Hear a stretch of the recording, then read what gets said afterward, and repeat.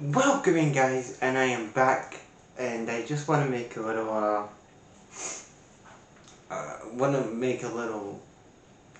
um apology to. Basically, I know I said I did the NFC East a few days ago. I was meant to say the AFC South and not the NFC South, and I know. So I did change the title over. I have done the AFC South like I did a couple days ago. Now this is the NFC South. Now going into the NFC South, you're looking at, um, the divisions. It is really a weak division. You're looking at the Buccaneers every year. Like the Buccaneers win the NFC South, the Buffalo Panthers. But we're going to talk about. So let's talk about the Carolina Panthers. So last year again, it was Bryce Young's second year as the starting quarterback for the Panthers. The Panthers finished the 2024 season 5-12. They finished third in the NFC South. And again, there's a couple of times in the game where you're looking at Bryce Young and you're looking at especially his awareness downfield, his pocket awareness. I just feel that there's a lot of things about him that you're looking at and going, what is the end product with Bryce Young? Again, is this another failed Panthers quarterback? Which again goes down to the merry-go-round. Like the last good quarterback he had was Cam Newton, a decade, well, like 14, 15 years ago. And again, like I just don't understand. With Cam Ward, his presence again. He's 5'10", his awareness down the field. It's just, to me, I don't know, but so again, you're in year 3. You have Dave Canales, who you got from the Buccaneers, who's the offensive coordinator. He worked. Dave Canales worked great with Baker Mayfield in 2023. You bring him in, and then you draft. In the draft, they needed an edge, wide receiver, defensive line, cornerback. And then one of the additions I did like is that they got Terry McMillan, wide receiver from Arizona. I think he's going to be a great passer on the offensive side. I think he's going to be a great passer for Bryce Young on the offense. Then you traded away a couple of picks to the Bears. Nick Sorton, I think, is a good addition on the edge from Texas A&M. And then you traded away a couple of picks back-to-back picks to Denver. And then Princely Anakamli, edge again, which again, the big thing was that the defense side of the ball had to be addressed as well as the offense side of the ball, and getting 2 edge rushers in this draft, especially Nick Swanton, I think was fantastic. Then again, you trade away after more picks to Denver and the Patriots and the Ravens and Chiefs and stuff, and then you later on in the round with wide receiver Jimmy Harden Jr., wide receiver from Colorado, and then you get Michael Evans, tight end from Notre Dame. So again, beefing up some more additions on that offense side of the ball. And you look at your schedule here. First game they have Jacksonville on the road. They have Arizona weeks 2, weeks 3, 4, and 5. They have the Falcons division games. Falcons. They have the Patriots on the road. Miami's going to be a tough game at home. You've got the Dolphins. You got the Cowboys without Micah Parsons, and then you have the Jets on the road. You have the big a big home game against the Bills on week 8. Week 9, you have the Packers, who now have Micah Parsons. Then you have the Saints. Week 10, week 11, 12, and 13, you have the Falcons on the road, the 49ers on the road, the Rams on the road. You have a bye week, week 14. You're coming off the bye week, and then you go straight into a division game against the Saints and Keelan Moore. And then you look at the Buccaneers in week 16 and 17, and then later on in the season you've got the Seahawks, and then that's really the end of the season. So you're really looking at the Buccaneers, and this is the last chance for not Cam Ward, for Bryce Young to actually see if he is the guy. Because again, you're looking at 2026 and going, maybe we should go back to that quarterback pool again. Switching to a team that desperately needed a quarterback and fucked up again in the draft. We're looking at the New Orleans Saints. Now, you look at a lot of dumpster fires in the NFL, a lot of dumpster fire front offices. No better example in recent years, especially under this front office, especially since Sean Payton and Drew Brees have both departed.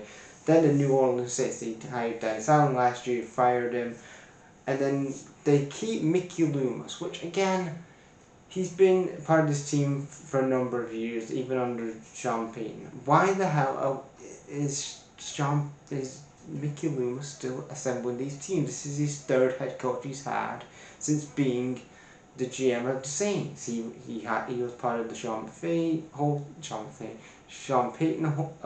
thing. Him as a head coach, and they had they won a Super Bowl. Then he hired Dennis Allen, didn't work out for 2 years. Then he goes with Keelan Moore, who again just came off a Super Bowl win with the Eagles. Again, when is the team president of the Saints going to fire Mickey Loomis? He's again assembling this team. You're looking at the draft here.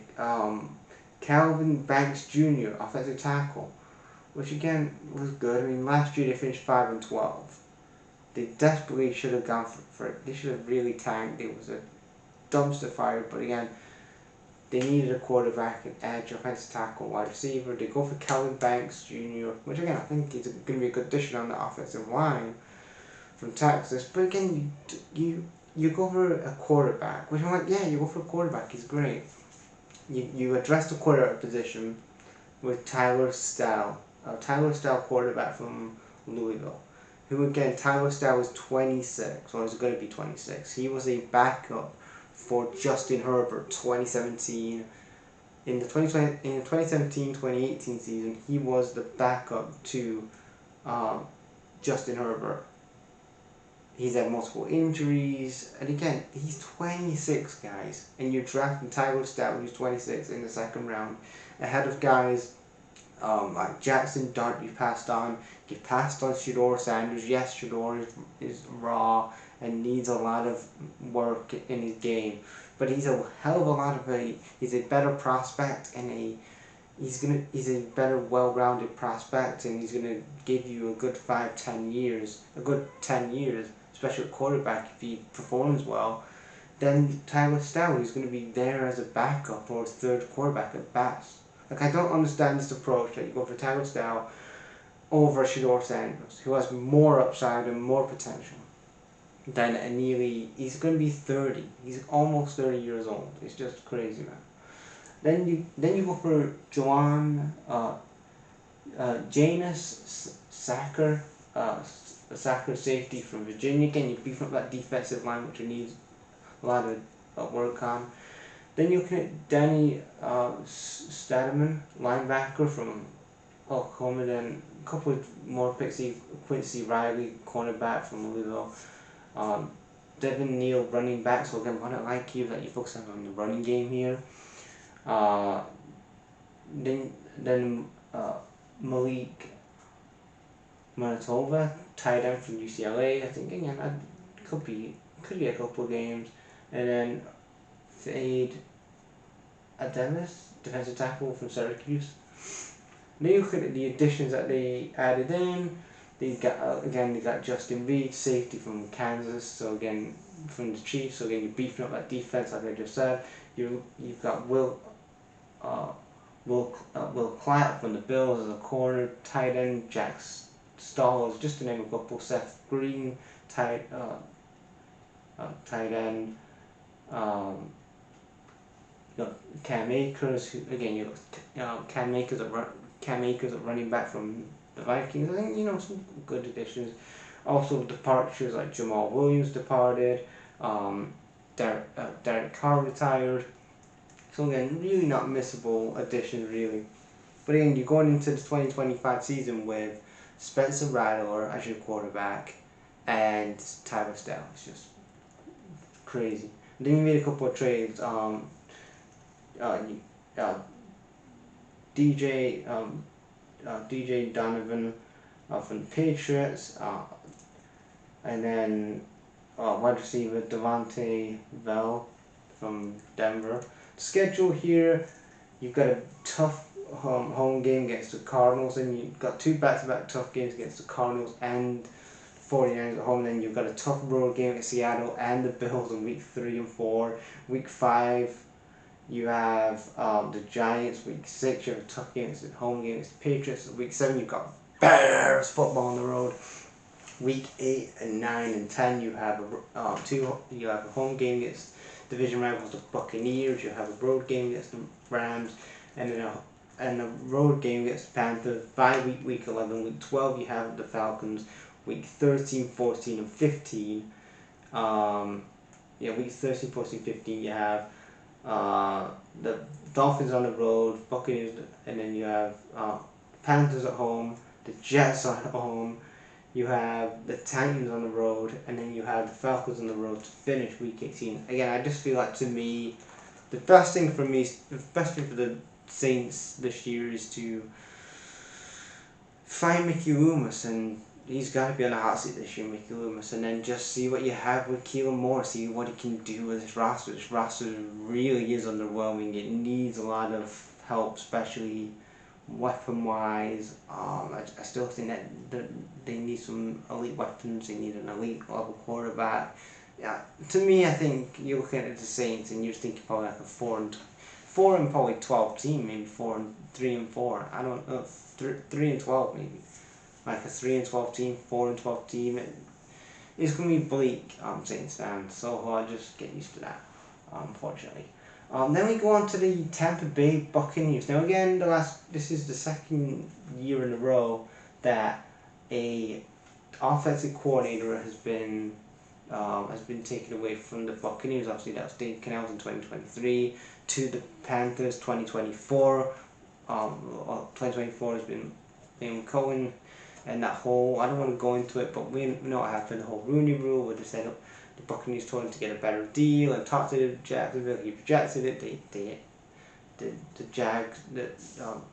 Jacksonville hired him anyway, and it was just an absolute mess. But you look at the Buccaneers last year; they was 10-7 last year. They won the NFC South last year. They lost in the wild card to the Commanders 20-23, and that's really about the Buccaneers. They have a good regular season and a weak NFC South, and then they get to the playoffs, they may get to a divisional round, and they just lose. And it's like, Groundhog Day. I do like Todd Bowles as a head coach, but he's just like, I don't know if he's going to get you any further. Like, he's good at winning the regular season, winning the NFC South convincingly, but past that, you look at, again, no championship appearance since obviously Tom Brady won your championship a number of years ago. And then your new offensive coordinator is you bring in Josh Gizzard. He was part of the Chiefs as well. He's been part of the Chiefs setup. So, and then you look at the draft here. The additions that you need definitely need to work on that linebacker, edge, safety, cornerback. So they were really the key things they need to work on this draft for the Buccaneers. The first draft they had was Abuku from wide receiver from Ohio State. Benjamin Morris, cornerback from Notre Dame. I think he's a fantastic addition to cornerback. Is he better than Travis Hunter? Nah, he's the best in the class really. But Benjamin Morris. I think he's fantastic. I think he's going to do good under Todd Bowles. And then you go for David Walker, outside linebacker from Central Arkansas. He was pretty good. I think people are going to be sleeping on David Walker. Then Elijah Roberts, defensive end. They trade to the Lions, and then Tez Johnson, wide receiver from Oregon. Then you look at the schedule here. You had the Falcons on the road, and they have the Falcons and the Texans on the road, so you got 2 tough road games. Then you go to the Jets. You have a tough home game against the reigning defending Super Bowl champions, the Eagles. You have weeks 5 and 6, tough road game against Seattle, and a tough home game against the 49ers. Then you have a really tough game against the Lions in week 7, week 8, the Saints, week 9 bye week, and then weeks 10, 11, and 12, you've got a tough home game against the Patriots, a tough game against the Bills, and a tough game against the Rams. Then you got the Cardinals home for week 13, week 14, 15, weeks 14, 15, 16. You have the Saints at home. You had Falcons at home. You had the Packers at home. So again, you're really looking at, I'm gonna say probably like a 9 and 2 team maybe this year, 9 and 3 team. I don't know, something around that. And then we're looking at the last team in the division here, and we're looking at the Falcons. Now again, they had that whole thing where they traded Kirk Cousins last year to a massive 3-year deal to, again, the same Kirk Cousins that wasn't pulling up trees in Minnesota, but they said, yeah baby, we're gonna give him a 3-year deal. Kirk Cousins, we're gonna win a championship with Kirk Cousins, baby. And then they drafted fucking Michael Phoenix, who's 25, a shit ton of injury problems, and he's like, yeah, like again, it's just a total mess. Like again, Kirk Cousins stunk up the place, which I knew he would, and then you, for the last 2 games of the regular season, you give Michael Phoenix his debut, basically just wasting away his rookie year just for this aging, at the end of his career, meteoric quarterback, but whatever. An addition that I did like though in the draft, because again the additions that they needed was especially defense side of the ball. We've played them in preseason. I've talked about when the Lions faced the Falcons a few weeks ago, but again, defense it was gettable in that preseason. Yeah, I know it's preseason one, I'm writing them off, but again, they needed to address the edge. They needed an edge rusher, they needed a cornerback, a linebacker, defensive line, especially all defense. Because last year they finished second in the NFC South and it was an 8-9 team. So Jalen Walker though, defensive end from Georgia, I think that is a fantastic steal. I think a lot of people are sleeping on Jalen Walker in my opinion from Georgia, and I talked about this in one of my scout posts. I think he's a fantastic addition on that defensive end. James Pierce, again, another guy I'm a fan of. I've scouted him on tape. I think you bring in Jalen Walker and bring in James Pierce Jr. into this defense on the trenches. I think it's going to be great. Really, I'm going to be interested to see how they work together. And then you're looking at a couple of trades with to the Rams and Patriots and the Eagles, and they had to forfeit a pick as well. And then later on they went in for Xavier Watts, safety from Notre Dame, Billy Bowman, safety, offensive tackle Jack Nelson. He may play, but who knows? And their schedule, they had, like I said, they have the Buccaneers. They have a tough road. They have a tough road game against the Vikings and the Panthers. Tough home game against the Commanders. They have a bye week 5, a tough home game again against the Bills on week 6, week 7. They have a tough road game against the 49ers. And you're really looking at the schedule, I don't know. This could be a really bad start, really, for the. This is going to probably be a tough. This is going to be a tough start for the Falcons. Like straight out of the gate, you're going up against the Buccaneers at home, like I said, the Vikings, and then the Panthers, and then you've got 2 tough home games against the against the Commanders, and then the Bills, and you have a bye week between those 2 games. Then you come off that bye week, face the Bills, like I just said. You have road games against the 49ers and the Patriots and the Colts, and then you have tough home games against the likes of the Dolphins and Seattle, and then you've got end of the season here, you've got the Rams at home. So if you're still in playoff contention, you week 17, and you know what I mean. But for me, what were they last year? Were they 8-9 last year? Yeah, 8-9 last year. Yeah, 8-9 last year. I don't know, maybe like a 6-9 team. I just don't really see the Falcons doing much this year. I do like their defense side of the ball. It's just really their offense. I know that they have Drake London and all these other guys, but it's just quarterback to me. I'm not a big fan of Michael Phoenix. Kirk Cousins is just not the guy either, and you just fucking. Again, it's just whoever sanctioned that in the Falcons front office should be fucking fired for giving Kirk Cousins a fucking big deal, and then you're bringing in a 25-year-old injury-prone Michael Phoenix. It's just, I don't know, man. I think they're going to be a 6-9 team, maybe like a 5-6, maybe to like, I'm going to say the record this year is probably between a 5-9 team and a 6-9 team. I just don't see them doing well as I think they're going to be. So I'm going to say that the Falcons finish third, the Saints finish fourth, second the Panthers, and not obviously the Buccaneers win the division. So yeah, leave your guys' thoughts on this in the comments, and I'll be back to talk about the AFC West. Yeah, AFC West.